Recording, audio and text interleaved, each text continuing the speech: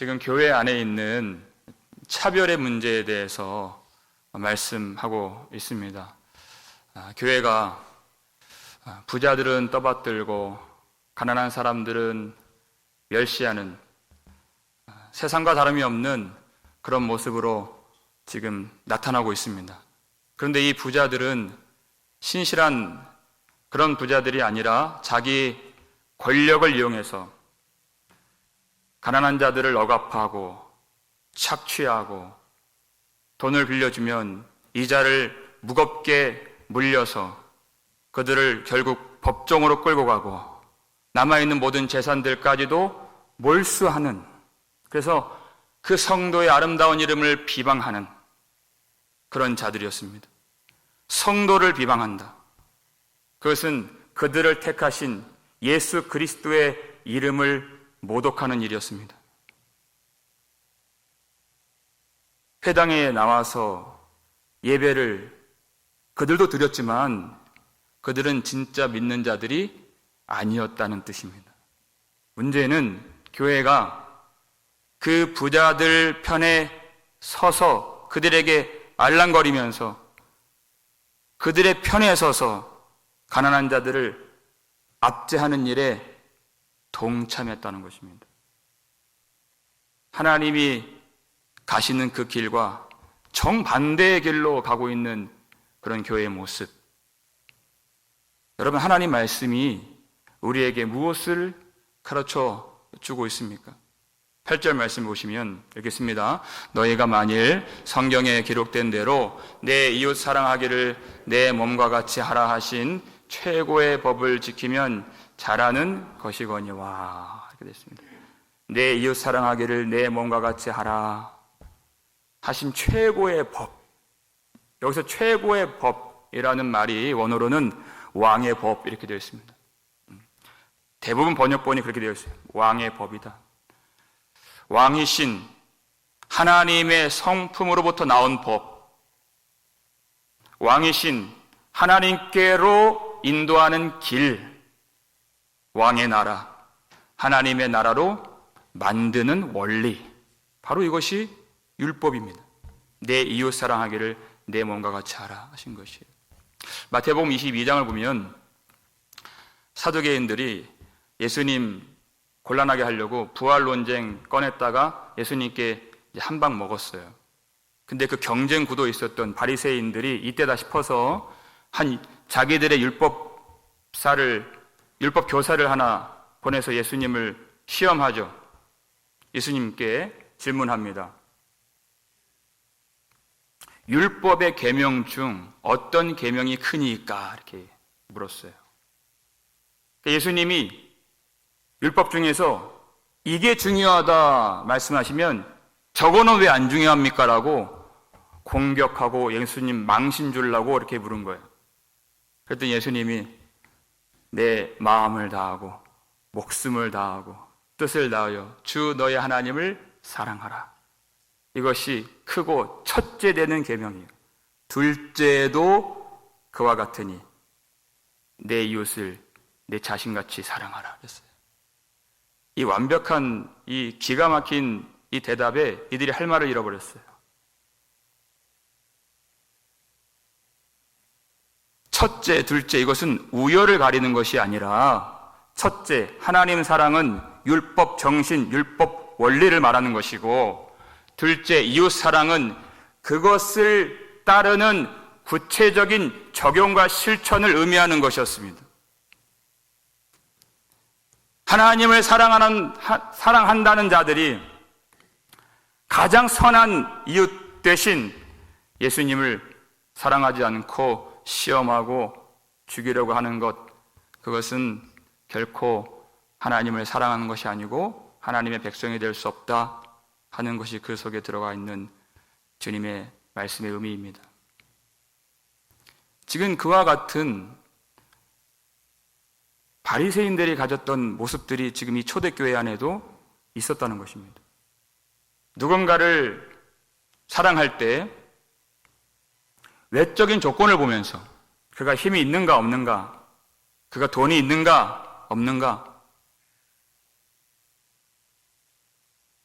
그 조건을 보고서 그가 사랑한다면 그것은 하나님의 길로 가는 것이 아닌 것입니다. 하나님은 사람을 외모로 취하시는 분이 아니시기 때문에 그 외적인 조건을 보고서 사랑하는 것은 죄를 범하는 것이다, 이렇게 말씀하십니다. 9절 말씀 보여주시면 알겠습니다. 만일 너희가 사람을 차별하여 대하면 죄를 짓는 것이니 율법이 너희를 범법자로 정죄하리라. 여러분, 차별은 사랑이 없는 것이 아닙니다. 사랑이 있는 것입니다. 내가 사랑하고 싶은 사람만 사랑하는 것이 차별이죠. 내가 사랑이 있기 때문에 자기 스스로 참 대단하다, 대견하다, 그렇게 여기지 말라는 것입니다. 그건 선택적 사랑이기 때문에 죄를 짓는 것이다. 그 사랑은 하나님의 마음을 더 아프시게 하는 잘못된 사랑이다, 이렇게 말씀하십니다. 마태복음 5장 47절 보니까 너희가 너희 형제에게만 무난하면 남보다 더하는 것이 무엇이냐? 이방인도 이같이 아니하느냐? 내가 좋아하고 싶은 사람만, 내게 유익이 되는 사람에게만 그렇게 잘하고 사랑하는 것은 그건 사랑이 아니라는 것입니다. 이방인도 그렇게 하지 않느냐? 우리가 구원을 받은 것은 십자가에서 자기를 찌른 자들을 용서하신 주님의 피를 통하여 구원을 받은 것입니다. 그 피로 적셔진 십자가에서 원수를 사랑하신 예수 피로 적셔진 구원받은 자들이 어떻게 이방인들 같이 자기가 원하는 사람만 선택적으로 사랑할 수 있겠느냐? 남보다 너희가 더하는 것이 무엇이냐? 그건 사랑이 아니라는 것입니다. 그건 율법을 지키는 것이 아니라 율법이 범법자로 정죄하리라, 이렇게 말씀하셨어요. 죄를 짓는 것이다, 그 사랑은.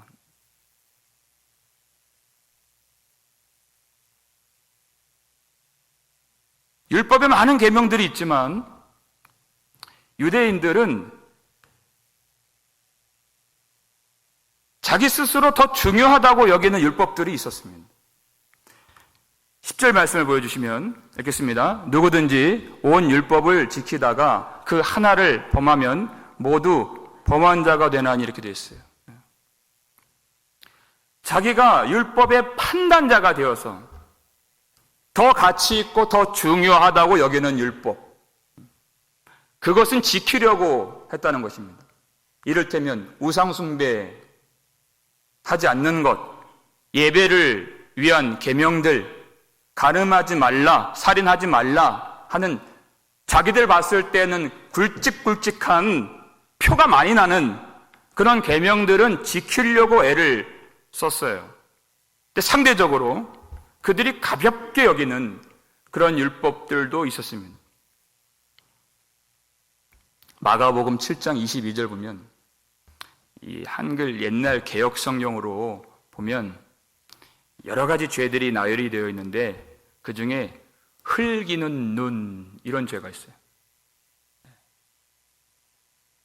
별로 표가 잘 안 나는 죄죠. 잠언서 6장을 보면은 하나님이 미워하시는 예 7가지가 있는데 거기 교만한 눈, 이런 게 있어요. 흘기는 눈. 원래 작아서 이렇게 흘기는 게 아니라, 그런 건 여러분, 그런 게 아니라 경멸의 시선으로 남을 바라보는 그 눈을 얘기하는 것입니다. 주님은 그 마음을 보시는 것이, 그 중심을 보시는 것이. 그 사람은 이거는 무겁고 이거는 가볍다고 스스로 판단을 하지만 그거 하나, 흘기는 눈, 교만한 눈, 그거 하나 어기면 율법 전체를 어기는 것이다. 전체를 어기는 것이다. 왜? 율법은 하나이기 때문에. 왜 이것이 율법이 하나이고 나뉘어질 수 없는가? 11절 말씀에 간음하지 말라 하시니가 또한 살인하지 말라 하셨은즉 내가 비록 간음하지 아니하여도 살인하면 율법을 범한 자가 되느니라 그랬어요. 그 율법을 말씀하신 분이 한 분이시기 때문에 율법은 하나인 것입니다. 간음하지 말라고 말씀하셨던 분이 살인하지 말라고 말씀하셨다는 것이에요. 율법이라고 하는 것은 하나님의 성품과 하나님의 정의가 무엇인가를 드러내서 보여주는 법인 것입니다. 하나님의 의가 무엇이고 하나님의 나라가 무엇인가, 그것이 율법 속에 다 들어있는 것입니다. 그러니까 그 하나님의 의를 세우고 나라를 세우는 것이 율법인 것입니다. 이 백성들이 그 율법을 깨닫지 못하니까 예수님이 그 율법을 재해석해 주시죠. 꼭 사람을 죽여야만 살인이냐? 그렇지 않다 그랬어요. 형제에게 노하면 심판으로 들어가고 형제를 미워하는 자마다 살인하는 자니라 이렇게 말씀하셨습니다. 율법을 다시 해석해 주신 것입니다. 왜냐하면 형제에게 노하고 미워하고 질투하고 하는 것들은 하나님의 의를 세우는 것이 아니기 때문에, 하나님의 나라를 세우는 것이 아니라 하나님의 나라를 무너뜨리는 것이기 때문에, 그러나 하나님께로부터 나온 법이 아닌 것입니다. 요한일서 3장 15절을 보시면 이렇게 씁니다. 그 형제를 미워하는 자마다 살인하는 자니 살인하는 자마다 영생이 그 속에 거하지 아니하는 것을 너희가 아는 바라. 아멘. 성령을 받은 사람들은 그것을 안다는 것이에요. 그 형제를 미워하는 자마다 살인하는 자니 이렇게 되어 있어요. 문제는 그 속에 영생이 거하지 않는다는 것이에요. 영생이 없다. 미움을 받은 자가 죽는 것이 아니라 미워하는 그 사람 마음속에 영생이 없다. 주님이 계시지 않는다. 주님의 나라 그 속에 이루어지지 않았다는 뜻입니다. 겉으로는 별로 문제가 안 보여요. 예배 잘 드리고 봉사 잘하고 사람들에게 칭찬도 받고 문제가 잘 안 보여요.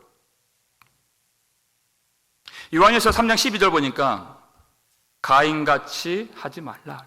가인같이 하지 말라. 가인이 예배 드렸잖아요. 제물도 바쳤잖아요. 그런데 그 속에 있는 자기 동생 아벨 미워하는 그 뿌리를, 그 미움의 뿌리를 제거하지 못해서 그가 망했습니다. 요한일서 3장 12절 보니까 왜 그렇게 했을까? 그가 가인이 악한 자에게 속하여 그 아우를 죽였으니 이렇게 되어 있어요. 그의 소속이 어딘가? 그가 악한 자에게 속하여 그 아우를 죽였으니, 그는 예배를 드리면서도 자기가 악한 자 사탄에게 속해 있었다는 것을 몰랐다는 것입니다. 예배를 드리면서도 악한 자에게 속해 있기 때문에 의롭게 행하는 자를 미워하고 죽였다는 뜻이에요. 성경이 그렇게 나와 있어요. 왜 의로운 자를 미워할까? 악한 자에게 속해 있기 때문에. 근데 그가 하나님께 속한 자가 아니라 악한 자에게 속해 있었다고 하는 증거가 나타나죠. 예배 현장에서 나타났어요. 하나님이 그와 그 재물을 받지 아니하셨을 때 어떻게 했습니까? 그가 몹시 분하여 안색이 변하니 이렇게 됐어요. 몹시 분하여 안색이 변하니. 그러니까 그 표현이 또 나와요. 여호와께서 내가 분하여 함은 어찌 됨이며 안색이 변함은 어찌 됨이냐? 여러분, 하나님은 우리가 예배할 때 그 예배를 받으실 수도 있고 받지 아니하실 수도 있는 왕이십니다. 자유를 가지신 왕이십니다. 만약 우리의 기도를 물리치신다면, 우리의 예배를 거절하신다면 그럴 만한 이유가 있는 그럴 만한 문제가 우리에게 있는 하나님은 의로우신 분이십니다. 그 거절된 예배, 상달되지 않은 기도를 통하여서 나의 마음을 볼 수 있도록, 내가 하나님께로 가는 그 길을 정직하게 걸어가고 있는가를 다시 한번 살펴볼 수 있도록, 그것도 은혜인 것입니다. 근데 거기서 몹시 분하여 안색이 변했습니다. 그것은 하나님께 속한 자가 아니었다는 것이에요. 하나님을 왕으로 인정하지 않았습니다. 그러니까 분노가 났고, 하나님께 속하지 않았던 그의 본성이, 본색이, 실체가 형제를, 동생을 미워하고 죽이는 것으로 증폭되어 드러나게 된 것이에요. 문제는 하나님과 어떤 관계를 맺고 있느냐 하는 것이에요. 우리는 이 율법, 구약에서 말하는 613가지 율법을 다 지킬 수가 없는 사람들입니다. 하나님이 그것을 원하시는 것도 아닙니다. 이제 성령의 시대에서는 하나님과 어떤 관계를 맺고 있느냐. 예전의 율법이 아니에요, 이제는. 그래서 자유의 율법이라고 말씀하시는 것입니다. 12절 말씀 읽겠습니다. 너희는 자유의 율법대로 심판받을 자처럼 말도 하고 행하기도 하라. 아멘. 이렇게 됐어요. 자유의 율법대로 이렇게 됐어요. 자유의 율법대로. 예전의 율법은 너무나도 억누르고 무거웠던 율법이었습니다. 그 율법을 지킬 수 있는, 순종할 수 있는 능력이 없었습니다. 그러나 예수 그리스도 십자가 대속으로 말미암아서 율법을 지키지 못했던 모든 형벌에서 벗어나게 되었고, 면제를 받았고, 예수님이 승천하신 다음에 부어주신 성령으로 말미암아 율법을 이제는 자유하는 마음으로 순종하며 살아갈 수 있는 능력을 얻게 되었다.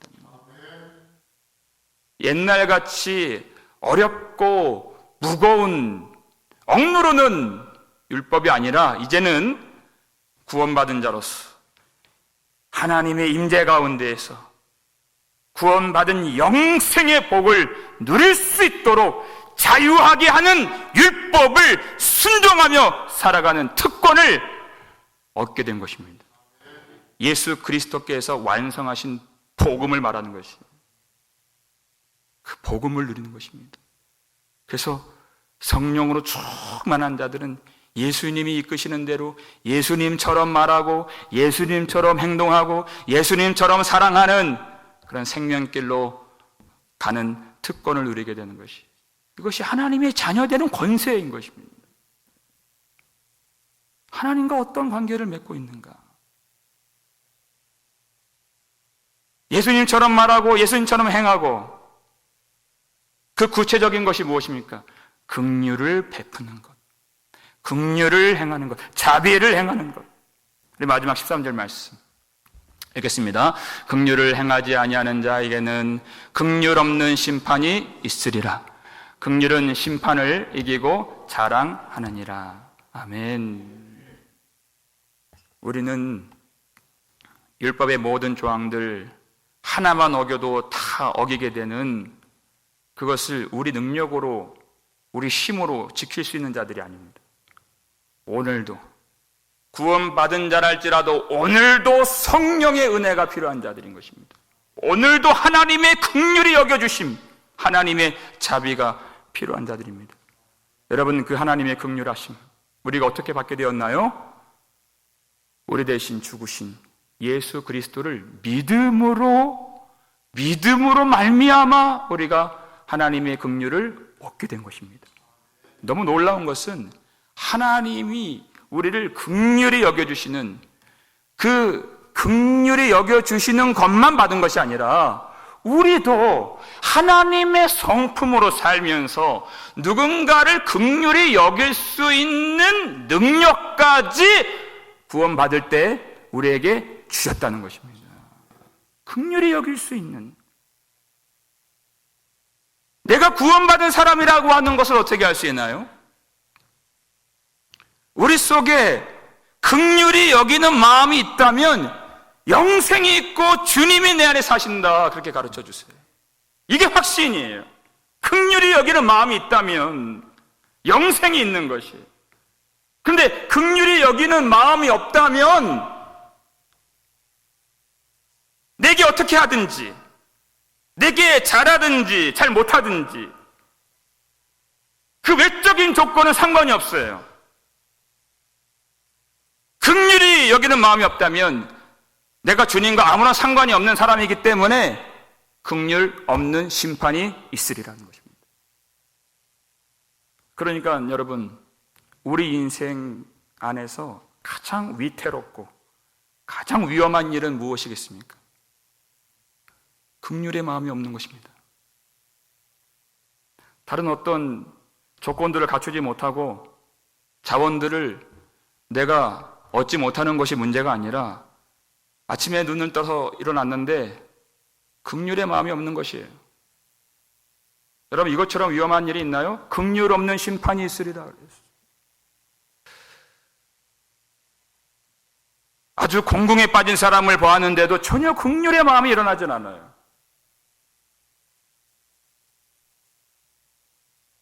내게 어떤 나쁜 행동을 한 사람, 나쁜 짓을 한 사람, 못되게 군 사람 보면서 전혀 긍휼의 마음이 일어나지 않아요. 여러분, 이것처럼 위험한 일이 있나요?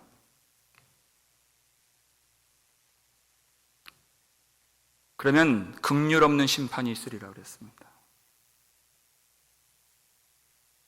만약에 우리 마음속에 긍휼의 마음이 지금 없다면 여러분, 우리는 다시 오늘 이 밤에 다시 우리 대신 죽으신 예수 십자가 앞으로 가까이 나아가야 하는 것입니다. 예수 십자가. 우리가 아직 죄인 되었을 때 우리를 위해서 죽으신 우리 주님 십자가 앞으로 나아갈 때 그 세상 어떤 것으로도 씻을 수 없었던 우리의 죄를 깨끗하게 다 씻어주시고 용서해 주신 하나님의 사랑의 강물로 충만하게 채우시는 물된 동산이 될 줄로 믿으시기 바랍니다. 십자가 앞으로 나아갈 때 일어나게 되는 일이에요. 그 하나님의 긍휼하심이 우리를 하나님 백성으로 만들어 주셨고 하나님 백성으로 살도록 하게 만들어 주셨고 하나님의 긍휼하심이 이제는 우리의 긍휼이 되어서 우리 이웃들에게 사람들에게 긍휼을 베풀 때 그 긍휼이 심판을 이기고 자랑하느니라. 심판을 이긴다. 영광을 얻게 만들어 주신다는 것입니다. 하나님이 우리에게 주신 가장 큰 선물은 주님의 마음, 긍휼의 마음인 것입니다. 여러분, 하나님 앞에서 큰 죄를 지은 분 계십니까? 크게 실패한 그런 분 계십니까? 우리가 우리에게 죄 지은 자를 용서한다면 하나님도 그것처럼 우리를 용서해 주시겠다고 약속을 해 주셨습니다. 그 용서받을 수 있는 기회, 하나님 백성으로 증명될 수 있는 기회는 이 세상에 무수히 많이 있습니다. 긍휼히 여기며 사는 것입니다. 우리에게 심어주신 긍휼로 말미암아 이 험악한 세상을 이기고 심판을 이길 수 있기를 소원합니다. 이 밤에 하나님 우리에게 주님의 마음을 부어 주시옵소서. 간구하실 때에 성령으로 충만하게 채워주시고 오직 우리 이 땅 살아갈 때 우리를 불쌍히 여겨주시고 우리를 구속하여 주신 그 말할 수 없는 하나님의 사랑의 빛과 사랑의 맛과 사랑의 향기만을 드러내면서 사는 긍휼의 존재로 사시기를 주의 이름으로 축원합니다.